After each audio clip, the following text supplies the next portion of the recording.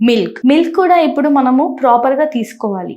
Milk రోజు ఒక 250 ml అన్న మిల్క్ తీసుకుంటే మనకి మంచిది. పాలకూర తీసుకోవడం, డ్రై ఫ్రూట్స్ తీసుకోవడం, డ్రై ఫ్రూట్స్ లో almond, cashew nuts, walnuts, pumpkin seeds, chia seeds, sunflower seeds ఇవన్నీ కూడా మనం తీసుకోవాలి. డేట్స్ కూడా చాలా ఇంపార్టెంట్. ఇవన్నీ కాకుండా మనం ఇంకా యాడ్ చేసుకోవాల్సినవి ఏంటి అని అంటే, మనం రోజు తీసుకునే ఫుడ్ లో ఎంత కంటెంట్ ఐరన్ ఉంటుంది అనేది చూసుకోవాలి. ఐరన్ ఒకటే కాదు, ఫోలిక్ యాసిడ్ మనకి అవకాడోస్ లో చాలా ఎక్కువ ఉంటుంది. డైలీ ఒక అవకాడో తింటే కూడా మనకి హెయిర్ ప్రొడక్షన్ చాలా బాగుంటుంది. ఫోలిక్ యాసిడ్ లెవెల్స్ అనేవి ఎప్పుడైతే ప్రాపర్ గా బాడీలో ఉంటాయో హెయిర్ ప్రొడక్షన్ కూడా బాగుంటుంది. హెయిర్ ప్రొడక్షన్ మంచిగా ఉండాలంటే మనం హెయిర్ హైజీన్ కూడా చాలా ఇంపార్టెంట్. అందరూ హెయిర్ ఫాల్ అవుతుంది, ఆ షాంపూ వాడదాం, ఈ షాంపూ వాడదాం అని చాలా మంది చాలా షాంపూస్ యూస్ చేస్తారండి. కానీ ఇక్కడ నేను చెప్పేది ఏంటి అంటే, ఎలాంటి షాంపూస్ యూస్ చేసినా, ఎలాంటి కండిషనర్స్ యూస్ చేసినా హెయిర్ ఫాల్ తగ్గుతుంది అనుకునేది మాత్రం చాలా రాంగ్ కన్సెప్షన్ అది. ఎందుకు అనంటే, ఎంత షాంపూ వాడినా కూడా మన బాడీలో